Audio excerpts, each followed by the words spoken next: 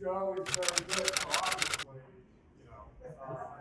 he's already got, yeah, I think that was, so, I'm going to lower the lights. Actually, you can leave the lights up. Yeah, you can, oh yeah. No, I got to make sure everybody stays awake. So you kidding me? Right. So don't worry, we're not going to be looking at any pretty pictures tonight. So sorry to disappoint you for a camera club, because that's not what this is about. So first of all, good evening. Are you all ready for 60 minutes of solid photographic enlightenment? I hope. Okay. All right. Good. So I always like to know who I'm talking to before we really get into this. So first of all, the important questions. How many of you follow me on YouTube? Oh, so the good news is I have a lot of opportunity here tonight. That's cool. The rest of you, either going to walk out here and think that guy is like nuts, or you're going to go subscribe. So that's a good thing. I'm also curious, since we got a lot of people here tonight, how many of you are not currently members of the Lehigh Valley Photography Club? So Lehigh Valley Photography Club members, opportunity, okay? For those of you that aren't, thanks for coming. You probably came because you saw my social media posts, but I will tell you from my personal experience, I travel around the country. I talk to camera clubs and stuff like that all over the place. This is sincerely probably one of the best organized photography clubs in the country. Most clubs today are dwindling in membership. They're struggling to get support, like your board of directors here is telling you about, getting support from companies like Hunt's, which I will tell you, by the way, Hunt's is a great company in terms of the support and the customer service they'll give. So the fact that these companies are coming to your organization, like, bravo for you. That's really good. And I assure you, for the rest of you, it's a testament to how well run this club is. So I really, really encourage it. So to dig into things, okay? I think that if I spend the whole evening talking about failure, it honestly might be a bit depressing. So I thought it would be fun, okay, if I give you my presentation, but then I'm going to go ahead and I'm going to risk sucking in front of all of you. But I'm going to ask you to collaborate with me to help me create kind of a fun marketing picture that the Lehigh Valley Photography Club can use. And I'm imagining it, being a little forward here because I'm already claiming my space, but I'm imagining it as the timeline cover, like on the top of their Facebook page, or hell, maybe a website redesign. It'll be on the front page, but we'll see. So, and it's kind of a crazy idea. It's not something that is a normal thought process of how to create a picture. So hopefully you'll hang in and you'll help, because I really do need the whole audience. If you're here, I need your help to make it work, okay? Plus we're going to have a little bit of fun with the board of directors when we do it. So I would like to start. I've just resigned. Yeah, there you go. I would like to start with a quick thank you to all of you for being photographers, for being passionate photographers, and being a part of an industry that honestly I love so much. It's pretty much been my life. Now, I'm excited to talk to you this evening because they have given me an opportunity. I have an opportunity to help propel all of you towards becoming better photographers. I'm also excited to talk to you this evening because right now, December 12th, 2019, I honestly think that it is potentially the coolest time in history. And by the way, I just realized you may not need this, but I didn't turn the mic on. So we'll see if that helps. There you go. So the technology that we have available to us right now, the ability to share our images and our passion with the entire world, not to mention the learning resources that we have, come on, far superior than anything that has existed before now. I'm also excited to talk to you this evening because I'm also frustrated. We have all of this technology. We have all of these incredible resources. And yet, some of you, even in this room, still struggle to create great images. I mean, let's be honest, folks, and we're going to keep it real tonight on a lot of levels. Camera wars aside, there are no bad cameras on the market today of any brand. However, there are a lot of bad photographers. Just saying. Now let me apologize in advance before we go too much further. If I offend any of you this evening, I don't have a lot of filters. My intent is not to offend you. Honestly, my goal is to kick you in the ass and help you improve your photography. That's what we're going to try and do here. Now, if you follow me on YouTube or Instagram, you know that my mission is to help photographers develop a better understanding of the hows and whys behind great photographs. So there will be no gear sniffing tonight. I will not be making any clickbait statements about camera companies going out of business, formats dying. Besides, my hair is not gray enough to do that. I will not be challenging any of you to see which one of you can maybe stand on their heads and take a better picture. None of that stuff. Now, some of you, if you're lucky, don't know what I was just talking about. Some of you don't know what I was referencing when I was talking about gear sniffing and clickbait headlines and challenges. You're lucky. I was talking about the YouTube entertainers that don't really teach photography. So I'm going to give you a reality check. And it's a check about what it takes to really improve your photography. And pro tip number one, YouTube is not the answer, says the guy on YouTube. The things that I am going to talk to you about, they will help you, regardless of whether you shoot portraits or weddings or newborns or kids or landscapes or wildlife, or if you do video or you do sports, pretty much any kind of photography. If you want to find success, you are going to have to learn one simple lesson. It is okay to suck. A few months ago, I was speaking with Don about this talk, and he suggested that the word suck may be a bit harsh for some people. I understand. So just in case you're a millennial, let's go ahead and we'll soften that a little bit. Failure is okay. Or if you are a member of Generation Z, if at first you don't succeed, go see your therapist and then try and try again. Remember that, because that was kind of a jerky thing to say. We're going to come back to it, don't worry, okay? Now, I use the phrase, if you want to find success. Let's talk about that for a second before we get too far along. Success to me does not equal some kind of fame or fortune or YouTube famous. Success doesn't equal awards. For me, success is being able to do what I want to do with a camera with consistently good results. The idea that people appreciate what I do, or that they will maybe give me an award for what I do, or put my picture on a billboard for what I do, or pay me, all of that, it's icing on the cake, period. They are the byproducts of my success, but my real success is being able to pick up that camera time and time again and solve problems to create an image that matches my creative imagination. So you see, in reality, this talk, yes, it's about failure, but it's also about creativity, it's about hard work, and it's success.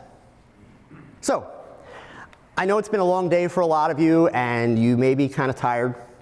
So to keep it simple and not overwhelm you, I should also point out, if you need sugar, just help yourself. Come on up, grab it, it's here, okay? Don't be afraid to suck, right? I don't want to overwhelm you. What I do want to do is I want to begin with a lesson from a man named Theodore Geisel. Now, all of you know this man, just by a different name. Theodore Geisel is Dr. Seuss. Right. Now, in case you didn't know, Mr. Geisel, you didn't think you were coming to a camera club talk to hear about Dr. Seuss, did you? But the cool part is, we're all so damn old, we forgot that Dr. Seuss teaches us some incredible lessons. So, Dr. Seuss actually passed away in 1991. But since his death, 2 previously unpublished Dr. Seuss books have been released by his wife. The second one, just about 2 months ago. The title is called Horse Museum. Now, this is not your normal Dr. Seuss read. There are no green eggs and ham, there are no rhyming verses, but there are really awesome lessons about failure and art and creativity and hard work and success.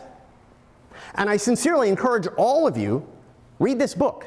And by the way, I mean actually read it, not just look at the illustrations, okay? In high school, the future Dr. Seuss, he took his first and his only art class. In an early assignment, he was tasked with sketching a still life. He had turned his drawing pad upside down because that's how he liked to work. The teacher stopped him. No, Theodore, not upside down. There are rules that every artist must abide by. Ted transferred out after that one class. He had a natural understanding of how to draw, and he didn't believe in art by the rules. Now, Theodore Geisel, you may not know, went on to make his living as an artist, a cartoonist, a sculptor, and eventually the author and illustrator of 42 very successful children's books. Now, you might think that from what I've just told you that he was kind of like this naturally talented rebel with no interest in actually learning about art since he didn't take any classes. Actually, not so at all. He failed plenty throughout his numerous careers. He also served as a trustee of the San Diego Museum of Art. And in that capacity, he would travel the world visiting art museums and galleries with the goal of trying to learn how other artists see. So his new book, Horse Museum, it begins with a question. What's art all about? Pretty simple question. Then he explains, this is what art is about. Art is about when an artist looks at something, like a horse, for instance, and they see something that excites them. So they do something about it. They tell you about it in any one of a number of ways. And he goes on to say, artists have been excited by horses for as long as there have been artists. But what an artist tells us about horses and how they tell us is different for every artist. What an artist sees in a horse depends on many different things. Their background, their likes, their dislikes, you name it.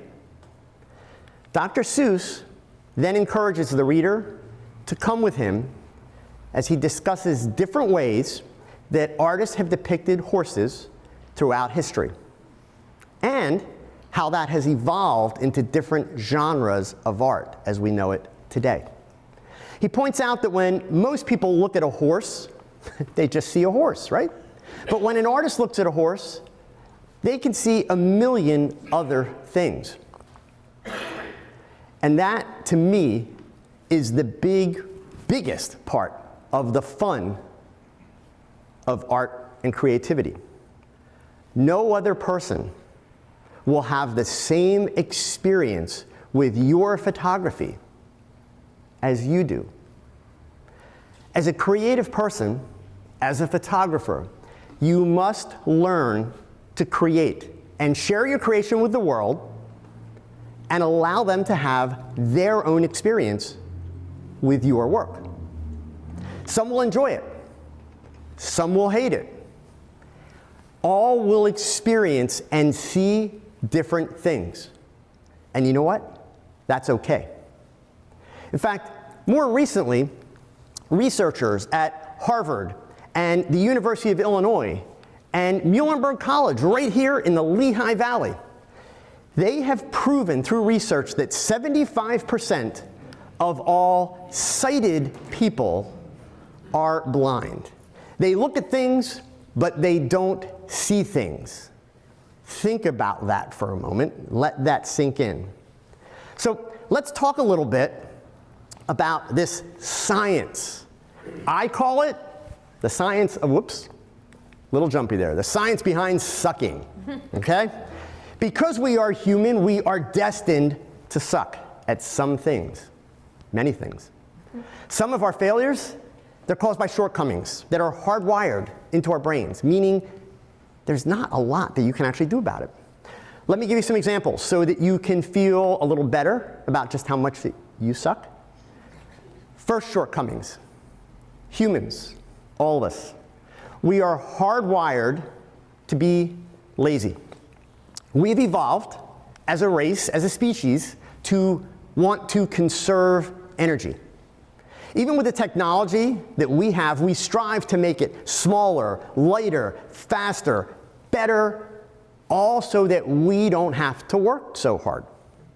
In fact, researchers have determined that nearly 1/4 of the population in the United States, that's 1 out of every 4 people, doesn't do the minimum amount of physical activity that is required for good health. The 75% that do, they're the full frame shooters that carry around all that heavy gear. Seriously, okay? Come on, you didn't think we were going to go the whole night without me going there, right? Okay? But really, it is my belief that laziness honestly is the #1 culprit behind bad photography. Hands down. Too lazy to read the manual. Too lazy to pick up the camera and practice. Too lazy to learn how to properly process their images. Too lazy to learn how to solve problems instead of going to YouTube and copying what 1,000 other people are doing and copying it poorly, I might add.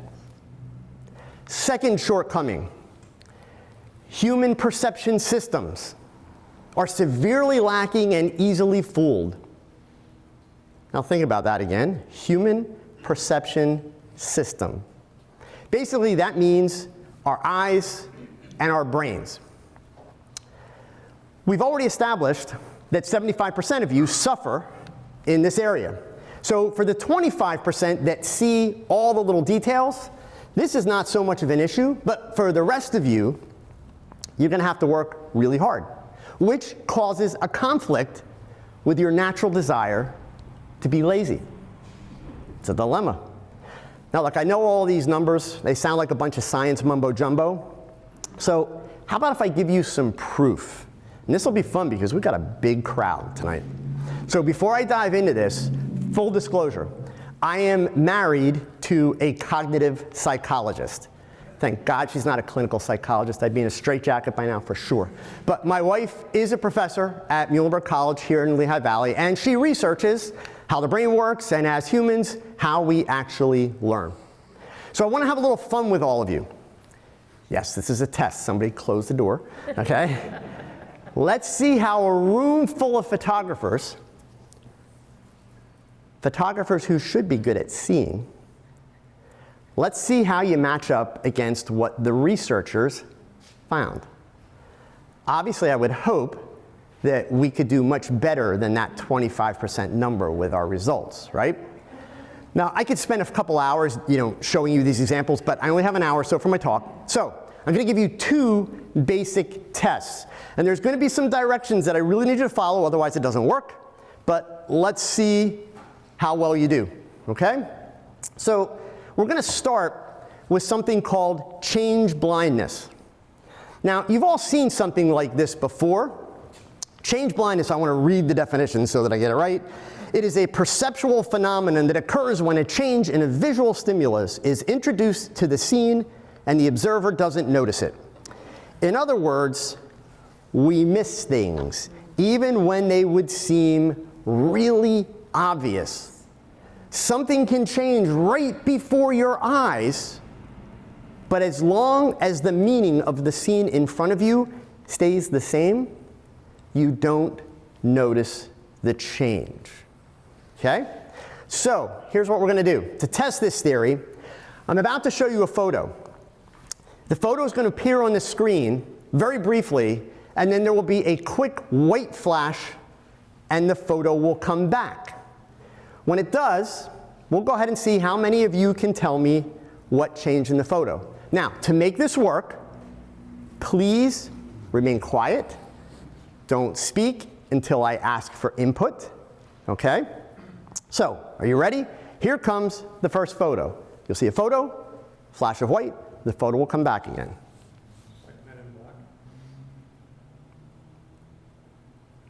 Okay. Who saw change? You can tell me what is it. Kids peeing. The kids peeing? Any other changes? Back there, sir? It was a 20 and now it's a 30. 20, now 30. Matt? The guy in the car? Okay. Sir? Guy in the car? All right, so now, this only works if you're honest, right? It's okay to fail. So the kid peeing, the 30, were there the whole time. I'll show you the original picture in just a second. The guy in the car, yeah, that's new, right? So be honest. How many of you noticed the guy in the car the first time around before somebody pointed out? So look around, folks. Not even like a tenth of the room, all right? Now, there's another change. I will tell you right now, it has to do with the guy in the car. Did anybody see another change? Was there like a glare on the window? No glare in the window, no. Okay, so the other change, I'm sorry, I saw a hand. Was there a post? Oh, very good. You know, you're the first person in 2019 that has gotten that when I've done this talk. There's the original photo. 30's the same, kids peeing, okay? Now, there's the point, right? That post doesn't change the meaning of anything. Suddenly with President Obama sitting in the car, that clearly changes the meaning of the shot, right? Stands out, grabs you. Okay, but you see how many people missed it. Let's do one more. This one's a little tougher to get all of it, okay? So, picture's gonna come up, you'll see a flash of white, and then we'll try it again.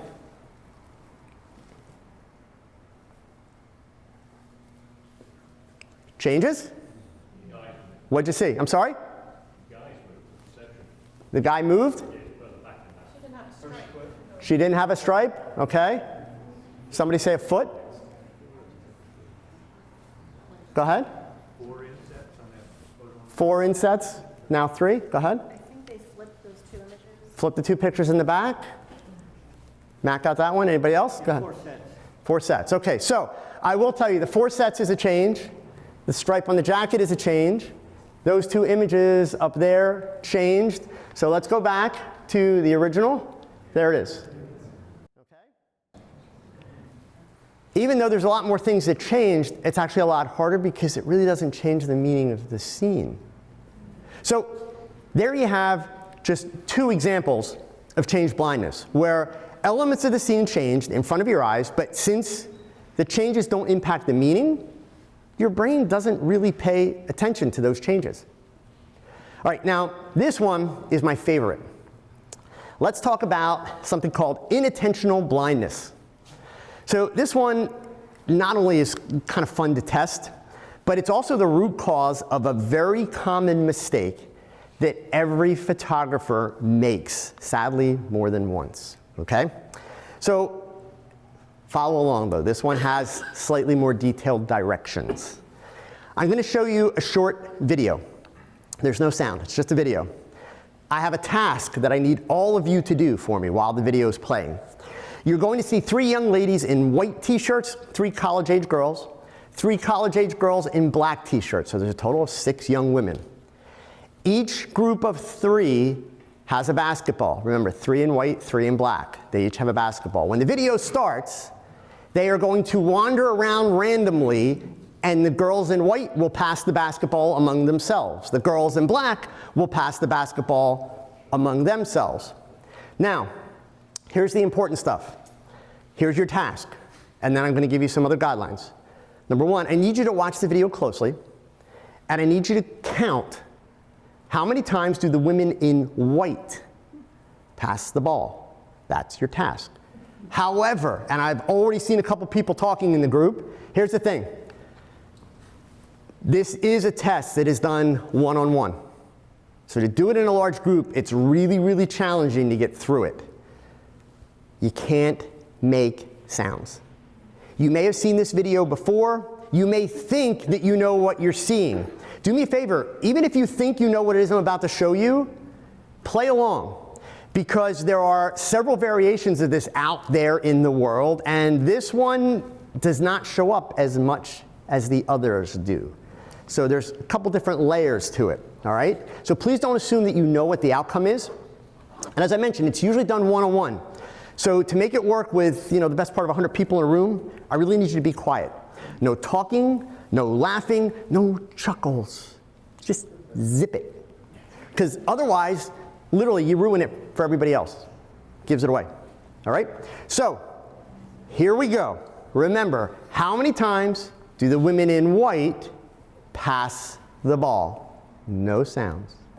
Thank you for being quiet. So now, the obvious question, and you can blurt this answer out. How many times did the women in white pass the ball? 16. Anybody get something different? 12, 11? Okay. So, the answer is 16. However, psych, that wasn't the test. Here's the test. And I need an honest show of hands. And I want you to hold them up so we can look around, because this is where we start to do the counting to see how we're doing against that 75-25 split, right? How many of you saw the gorilla? Okay, so now keep your hands up. No, please keep your hands up. And folks, take a look around, because some of you are like, what? Don't worry, I'm going to show you the gorilla, okay? But we're at about 50% of the room, so we beat the 25% odds. Good, hands down, please. All right? Now, we're not done with you yet, though, all right? About half of you saw the gorilla, so I need hands up again for this one. How many of you noticed that one of the girls in black left the game? Keep your hands up. I want you guys to see there's less than 20 people in the room now that have their hands up. We're well below that 25% number. You can put your hands down. All right, so let's see if we have any really hardcore people here. I got one more question for you, okay? And I want a show of hands, be honest. How many of you noticed that the curtain changed from red to orange? And people are like, no way. Yeah, see, and we're under 10 people at this point. See what I'm talking about here, folks? So now, for those of you to just shut up and show me the damn gorilla. Here's the gorilla, okay? Watch the video. So notice, please, the curtain is red at the beginning of the video. The young lady that you want to watch is this one right there. So the good part is, as a group, we pretty much suck. The good news to that is you're human, right? It's part of the process. I mean, obviously, even as photographers, we struggle to see the important details. Now, I told you when we started this test that inattentional blindness is the cause of a mistake that all of you have made. So I want one more show of hands. And you better be honest, meaning I expect to see every hand in the room go up. How many of you have ever taken a photo with a pole or a tree or a mailbox sticking out of the back of somebody's head or shoulders? Come on. My hand's up, I'll own it, okay? And that's because when that happens, what are you doing? You're paying attention to your subject. It may be a friend or a relative, maybe someone you're in a relationship with. It may just be like a gorgeous model, whatever. Your focus is on that subject, you completely lose that background stuff. And obviously when you get home and you're like, no, it was there the whole time. It didn't just show up in the camera, right? Okay? So the first reason that you should not be afraid to suck, the science behind sucking tells us that you already do. So why fight it, right? Just embrace it. And that's actually a really serious statement. Embrace failure. But don't take my word for it. I believe that every single photographer is afraid of failure. I mean, for sure, because our work is so close to us. It's part of who we are. And so if we feel like we failed in our work, then we feel like we failed as people. And so I know that everyone suffers from this, but some people find a way to move past it. And those are the people that succeed. So why shouldn't that be me? why shouldn't I realize that other people are struggling the same way, feel comfort in that, and then together we move beyond that? I personally had embraced failure and experimentation from the very, very first day that I decided to become a professional photographer. Obviously, we all start somewhere, and I started with a desire and a passion to create images like the ones that I saw in magazines, because I felt like they looked so much different than the snapshots that I was able to create with my cameras. And so obviously when I kind of set out to do that, I failed like right out of the gate. I wasn't able to take those images the way that I was seeing them. And so there was a big learning curve, trying to learn lighting, trying to learn retouching, just trying to learn everything that's involved in taking these types of images. And so in the beginning it stunk, and it was a little bit depressing because you so desire to achieve this, and it was just something that was out of reach. But the key is that you have to continue to experiment. You're going to fail along the way, but if you continue to do that and you stay at it and you are resourceful, you will find that you're going to be able to overcome that failure and maybe even become better than what you had anticipated. So why is it important to embrace failure? Think about that. Remember that, you are not the only one who has experienced failure. You're not alone. Now, let me be very clear, since we keep using this word failure. When I say don't be afraid to suck, or when I tell you to embrace failure, I do not mean that it's okay to be lazy, or just to give up, or to be okay with work that is sloppy or just plain bad. No, it's not a free pass. What I mean is that you should accept failure as part of the learning process. You should use failure as a motivator, as a way to improve. Heck, you should actually make it a habit, just like you heard Miguel say, to create situations or ideas or concepts where you will fail. And then take the time to figure out how to solve the problems to turn that failure into a success, and then a new tool in your photography toolkit. Okay? Overcoming failure is something that you have to get good at. You need to get cool with the fact that you're going to fail, and more so, not just the fact that you're going to fail, but just how you're going to get out of that. How are you going to dig yourself out of that failure? And I think that what I've personally seen in my own career that's kind of gotten me out of that is constantly picking up the camera, constantly shooting. I've had weeks in the beginning when I started where I would shoot almost every single day, whether I was photographing people or places or things. I would pick up my camera and I would shoot and just try to familiarize myself with my camera settings and with tweaking my eyes to really see kind of what it was that I was capturing. And over the course of time, and we're talking several months to a year, to many years, even to this point, like I still fail as a photographer. Like don't think that just because we have these titles and we're whatever that we don't fail. Like I still fail to this day. But the key is that nowadays I have more successes than I do failures, and that came from just constantly applying myself, not giving up when I experienced that first failure. For those of you that don't know, most of you know who Lindsay Adler is. Lindsay is a Canon Explorer of Light, so she's a Canon ambassador. Miguel is a Sony artisan, so he's an artisan for Sony. So yes, in the real world, aside from what you see on the internet, all of us ambassadors and users of different brands, we actually do get along, okay? So, the bottom line, it takes effort. It actually takes a lot of effort, okay? Sorry about that. Learning is not something that you can be lazy about. And until you're ready to take the risks, you're simply not going to grow as a photographer. So bottom line, it will require a constant effort to overcome the cognitive shortcomings to develop your photography skills and to overcome the laziness that is inherent in you as a human being. Now, unfortunately, because of the need for this constant effort, I find that so many photographers lose their way, and they need to be reminded. So let me tell you how this story plays out. For many of you, your first camera actually belonged to your parents. Or you were gifted a 110 pocket camera, or a 126 Instamatic camera, or maybe even a Polaroid SX70.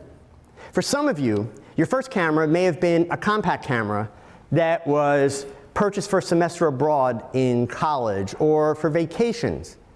Or for some of you, your first camera was very potentially a smartphone. But then what happened? This is where the problem becomes real. You get hooked. It becomes like a drug and you need your fix. Taking pictures, it's fun. So what do? You buy a better camera. You buy lenses. You buy tripods. You buy more accessories. And if you shoot with Sony, you do that every 6 months. Just kidding. But regardless of your brand, seriously, okay? You notice that so many people laugh the loudest. Just saying, okay? So, regardless of your brand, you wind up with thousands of dollars of camera gear. And I don't care what brand, even my brand. You get enough of it, it's big, it's heavy. And with every new camera comes an instruction manual with 400 or more pages, which is simply overwhelming.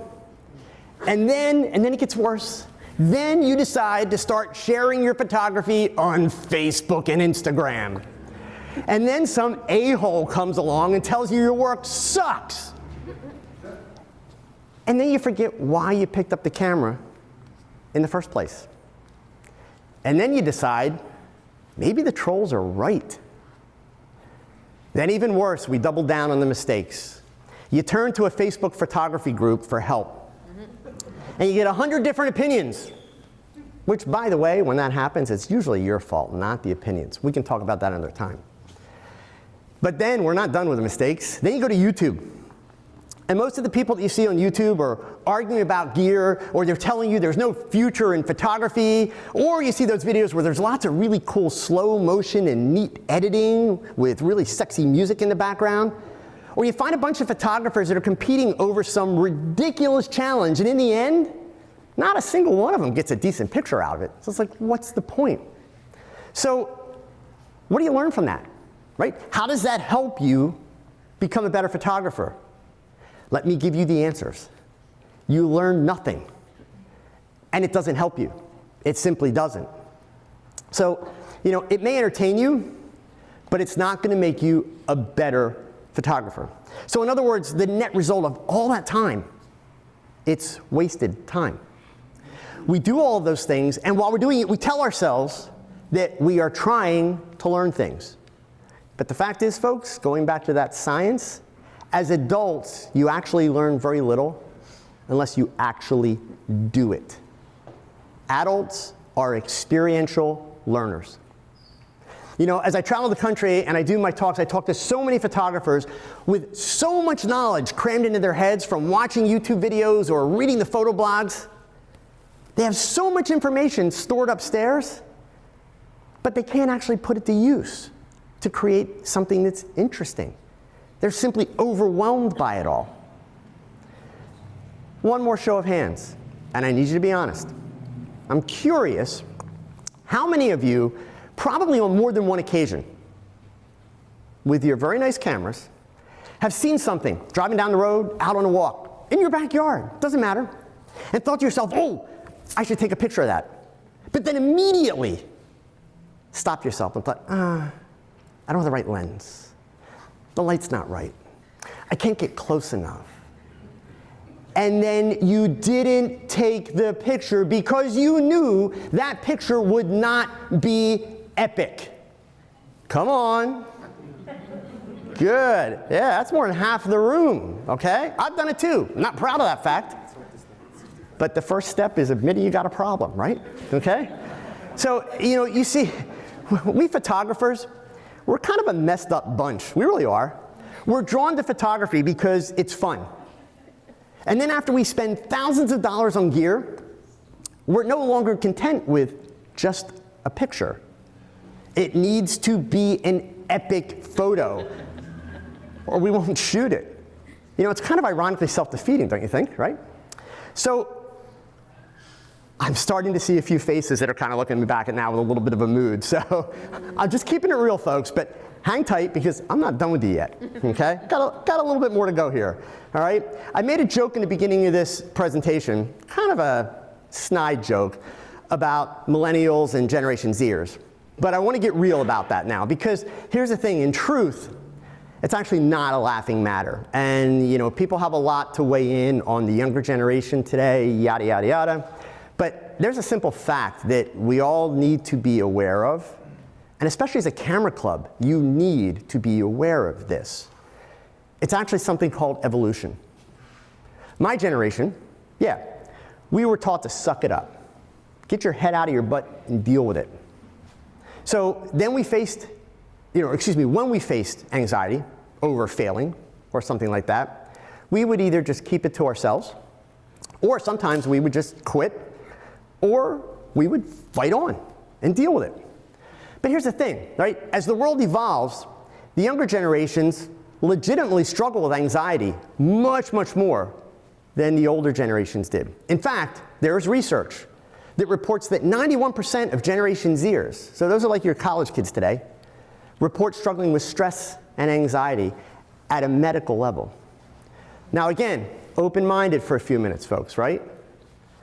Some of this is due to the fact that their generation, as kids, as children, young children, they are the only generation alive today that has lived through Columbine, 9/11, Sandy Hook, Parkland, Florida, and the list goes on.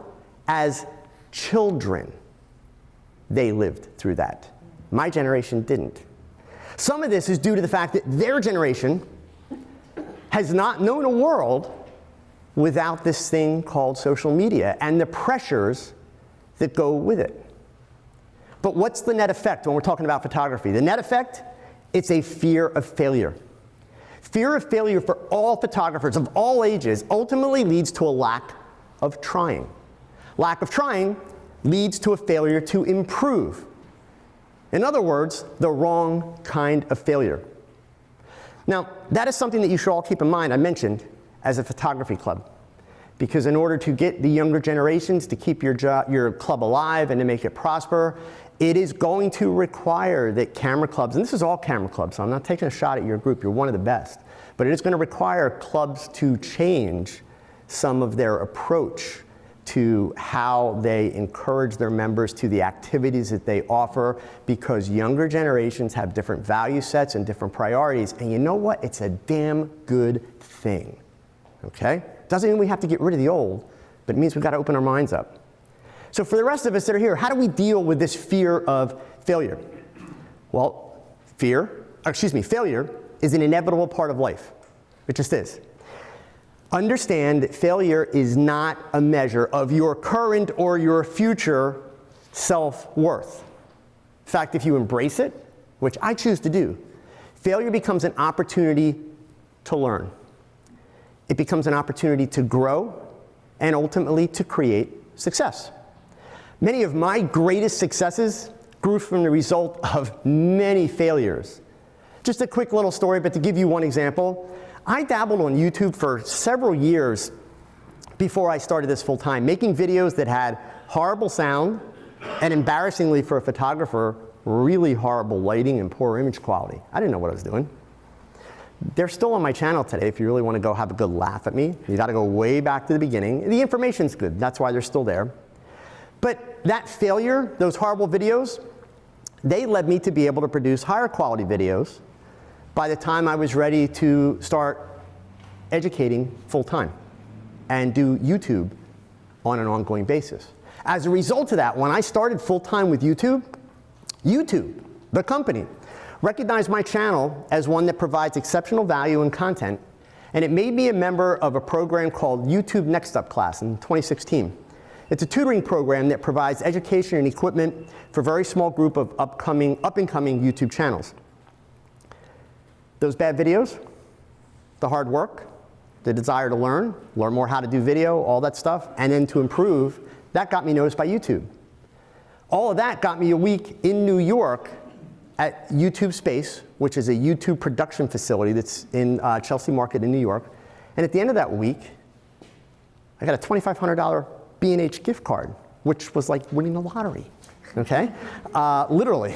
So, you know, just like my example, failure is temporary. Remember that. Unless, of course, you give up. If you give up, it's not temporary. So if you love what you're doing, and if you don't love it, why are you doing it? Just saying. If you love what you're doing, failure will always be temporary. By seeing failure as temporary, number one, it feels much less overwhelming.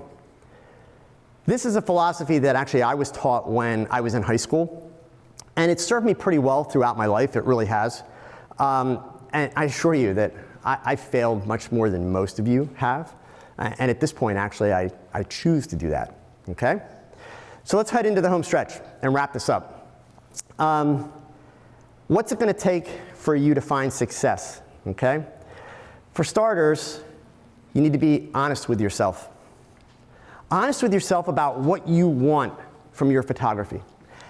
And please, don't let anybody else tell you what photography should mean to you. If you shoot just for fun, somebody was talking to me before we started tonight and said they shoot flowers. Then shoot for fun, shoot flowers. And don't worry that your image doesn't look epic. It doesn't have to win an award. It doesn't have to be in a magazine. It doesn't have to have 1,000 likes. If you want to be a pro and you want to get paid for your work, then understand that you have to do what you do. Not what I do, not what Lindsay Adler does, not what Miguel Giles does. You have to do what you do to the best of your ability. And then you have to find people that are dumb enough to pay you for it. Now, ironically, that's not meant to be funny. It's actually how it works, right? Think about it. You can go all the way back to the master artists, all the way back to the 15th, 16th, 17th centuries. These artists made very little money, but they found patrons. Patrons who would support them by putting a roof over their head, clothes on their backs, they'd feed them, they'd give them a place to work, and all this was in exchange for their art. The process isn't really that different now. Only some people, when you walk out of this building and pick up your camera, only some people will see the value in your work. It doesn't matter how many people like it. It especially doesn't matter how many people like your photos on social media. It matters how many people will pay for your photos. And if you're just shooting for fun, then none of that stuff matters. Just doesn't. You should only worry about what do you think. All of you, you're only capable of being you, so stop trying to be what you see on Instagram. Stop trying to be what you see on YouTube. Shoot for yourself.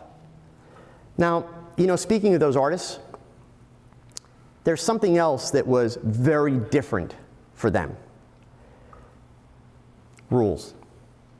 They had no rules. And that's because the rules were made by other artists that came along who weren't nearly as good. So they applied some math and statistics. And they learned things like when, you know, Rembrandt was painting window light, he would use a certain kind of brush stroke, or how Renoir would divide up a scene and place his subject in the scene. All of these led to things like Rembrandt lighting, the rule of thirds in composition, and so many other creativity-killing rules. Now please, please, please, don't be the photographer that says, and I quote, "You have to learn the rules to break the rules." That is the biggest bunch of BS that has ever been spouted. Simple fact is, once you know the rules, you're in the box and you're fighting your way out. Everything you're doing, you're fighting against your natural instinct to be lazy. So why make it harder? The net result is creativity killed. Truly creative people don't follow rules. Remember Dr. Seuss. Every single month, I devote at least 2 days to what I call creative play days. And on these days, there's no boss, there's no client. all I'm doing is experimenting. I'm trying new things. So for example, maybe I'm trying new lighting, or I have a shoot coming up with some kind of intense setup and I want to experiment before the actual paid shoot day. Maybe I'm testing with a new makeup artist or trying out a new model. What's great about these days is it's all about experimenting, and there's no such thing as failure because the whole point is to learn. And if the images don't turn out, then I don't need to show anybody, and I just chalk it up to a learning experience. But I've been doing this now for almost a decade. So if you think about it, 2 days per month at least, dedicated just to learning. I mean, I consider that to be just as important to my personal and professional growth as really anything else. What else do you need to be able to do to find success? First place, or the first thing you want to do, is go back to the beginning. Go back and read your camera manual. Don't remember where it is? No worries. There's this thing called the internet. It's actually pretty amazing. And there is this really, really cool website called Google. That's Google. Just type in the make and model of your camera and you can download a copy of your manual, and better yet, you can store it on your phone so that you have it with you at all times. Never have an excuse. I mean, come on, we laugh about the manual thing, but seriously, you're all gonna leave here tonight.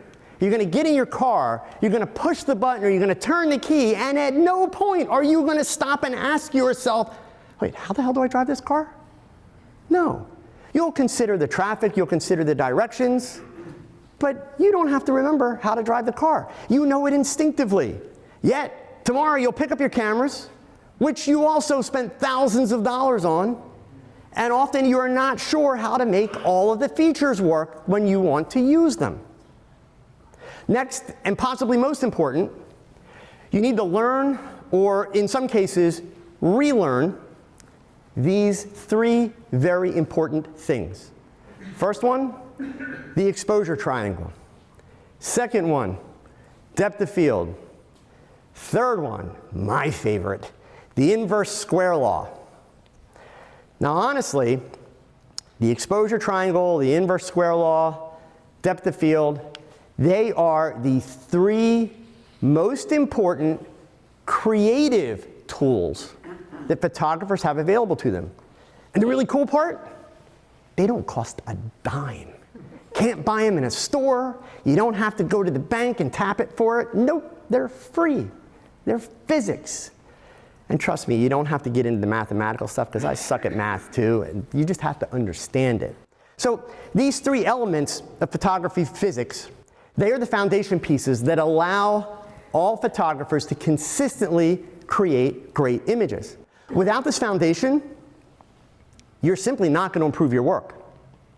But let me be clear, when I say exposure triangle, I'm not referring to anything auto. Auto is the 4-letter word for forget about it. Remember what your mama taught you. Don't use 4-letter words. That includes pose. That includes, what is that brand name? S-O-N? No, anyway, just kidding on that one, seriously. And when I talk about depth of field, I'm not talking about blurry backgrounds and bokeh. God, I'd love to slap the next person that asks me about bokeh. Seriously, okay? For starters, there's actually 4 different ways that you can control depth of field. But yet, for some reason, photography industry for decades has taught that it's only 3. So if you don't know what the 4th one is, don't come up and ask me afterwards.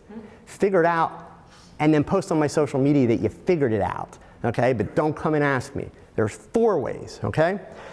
And those YouTubers that a lot of you like to watch, the ones that make statements like, why would you buy an f1.8 lens and shoot at any aperture other than f1.8? Really? Like, come on. That's not photography. That's not how it works. And when I'm talking about the inverse square law, which, let's keep it real, some of you don't even know what the heck that is. You're going to start on YouTube with this video by this guy named Joe Edelman. But pay attention, because at the end of the video, I give you a warning. The warning is, you may think that you understand the inverse square law because you watch this video. And I tell you in the video, no you don't. Not until you go and pick up a camera and pick up a light and actually practice and try some of the things that I showed you so that you get it into your visual database. And by the way, it's worth mentioning that inverse square law and the importance of it, it applies to natural light shooters as well as it does studio shooters. Show of hands. This is not part of my script, but I'm going with it. How many of you honestly think that studio lighting is harder than natural lighting? See, I saw a couple hands start and then they figured out, ooh, it's a trick question. Okay? So let me be really clear.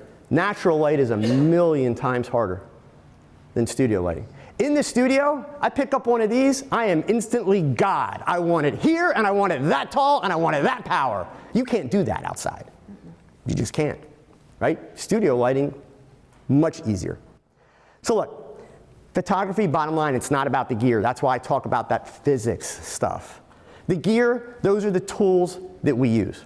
Photography is about creating, thinking outside the box, pushing yourself to be the best that you can be. That's the whole idea. I also encourage you, shoot heavy, work your shot, because you can, and because you're not nearly as good as you think you are. Neither am I. In fact, none of us are. Don't be the photographer that picks up the camera, shoots 1 or 2 frames, and thinks, I got the shot. Look, we live in a digital world. Shoot heavy. Adjust your exposure. Try different camera angles. Tweak your composition. Work the shot. Do different things. Exhaust it. I always pick up my camera with the idea that my idea, it's okay. But I never expect it to be the best version, ever. The only way I find that best version is to get the shot that I imagined and then to keep tweaking, to keep pushing. If I'm in the studio, maybe I'm going to change my lighting. Maybe I'm going to change the makeup. Maybe I'm going to change the hair. Maybe I'm going to use different props, different materials, try a different camera angle, change the background until I find something that makes me look at the screen and say, wow, cool, I'm there, done, okay? The beauty shots that you see me do, you might be familiar with them. On average, they require anywhere from 100 to 350 frames each to do. And that's in a studio. Sometimes it's because, I've got material and stuff flying all around. Other times it's just I'm exploring. I'm looking to see where I can go. For those of you that don't know Buddy, Buddy was just interviewed by DP Review because he got smart recently and became an Olympus user. And what was the number you gave them? 50 what thousand in a year? 50 how many? 56? 56,000. Right. 56,000 frames in a year. You're going to say that he sucks because of that? Look at his work. Freaking amazing, okay? It's using that 56,000 frames to find the right images and to push yourself to do something that's different and out of the box and out of your ordinary, right? So the next piece of advice, use social media to be social. Social media is not real life, come on, right? So even if you're trying to market yourself, here's a challenge for those of you that are trying to market yourself as a photographer. For every post that you make that is a marketing post, hire me for this or I can do this, I challenge you to make 9 posts about other things that are simply social. I promise you by doing that, and this is for somebody that wants to make money, by doing that, you will develop a following over which you will hold great influence. And please understand that if you are trying to make money as a photographer, social media marketing, the number of followers, the number of likes, ultimately means nothing to you. And it means nothing to your bank account. The key is how much engagement takes place on your profile. That's what the social media platforms care about, and that's actually what companies that would potentially hire you or even send you a free product or anything like that, that's what they care about. A great Instagram profile is considered to have an engagement rate of just 3%. Just 3% of the people who actually look at a photo interact with it or make a comment. Most of the profiles on Instagram that have over 100,000 followers, that's like the benchmark. You hit 100,000, you're up there. They average about 2% or less in the engagement rate. So the bigger the numbers don't translate. I've got a measly 17,600 followers, which I'm very proud of, but my engagement rate routinely is over 9%. So with less followers, I'm actually able to be much more effective as an influencer than many of my contemporaries are in this business who have huge followings by comparison. And in part, it's because that I learned marketing before there was the internet. Literally. So what do I do differently? I work hard to provide value. And I am social on social media. I respond to likes. I respond to comments. And believe me, sometimes that's like a full-time job. You know, when somebody comments on one of your photos, and by the way, this applies to whether or not you're trying to make money or not. So this is for all of you. When somebody comments on your photo and you don't respond, please understand that is the social equivalent of somebody complimenting on your outfit and you just turning and walking away. Rude. Straight up. So if you want numbers and you want to build followings, don't think that you're gonna make that happen because you have really, really cool pictures.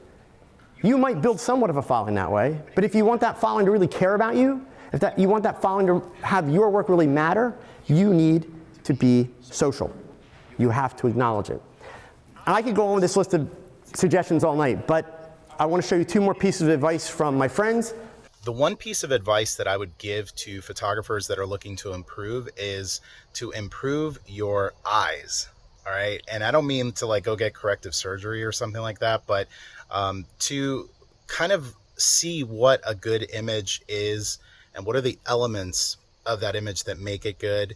And what are the images that aren't so good and why aren't they so good? What is it that's making them bad? Is it the lighting? Is it the expressions, the pose, the location, whatever it is, you need to be able to identify what that is so that hopefully you could fix it. So that requires you to train your eye. It's super easy to do. Look at some of the great images and paintings that have been made throughout the course of human history and study them, and you will start to refine your eye and be able to apply that towards your own images. I think it's really important to develop a style. What makes you unique as a photographer? What makes you one of a kind? And what you need to realize is that not everyone is your client. Not everyone is going to like your work. Not everyone is going to want to hire you. And so the key is to develop that style, that uniqueness, and then attract the people that won't just like your work, but love your work. And that's what allows you to thrive and also to charge more, which it feels even more rewarding because you're making the work that speaks to you, but also getting rewarded for doing so financially. I think that the most important piece of advice that I can give you about photography in general, always remember why. Why you picked up a camera in the first place.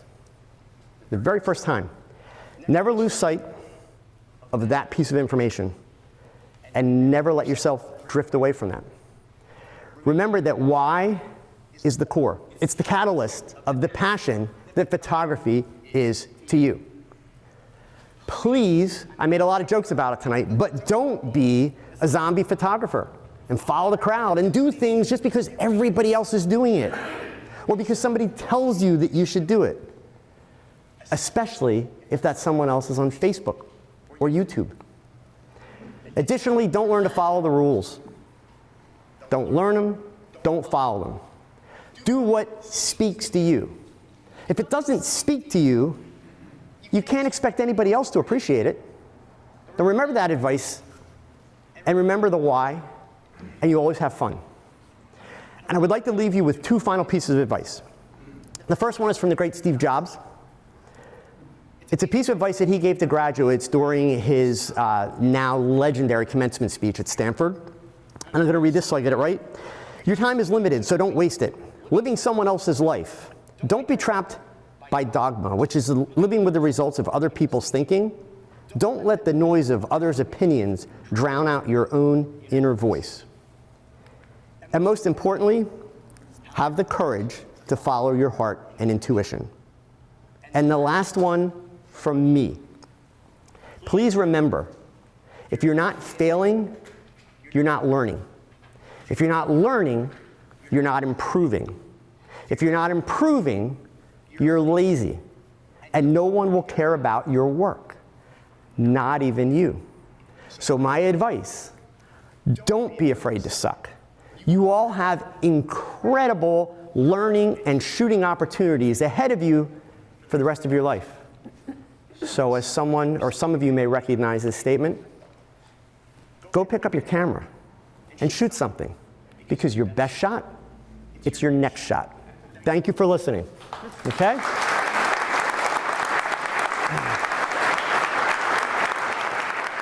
So.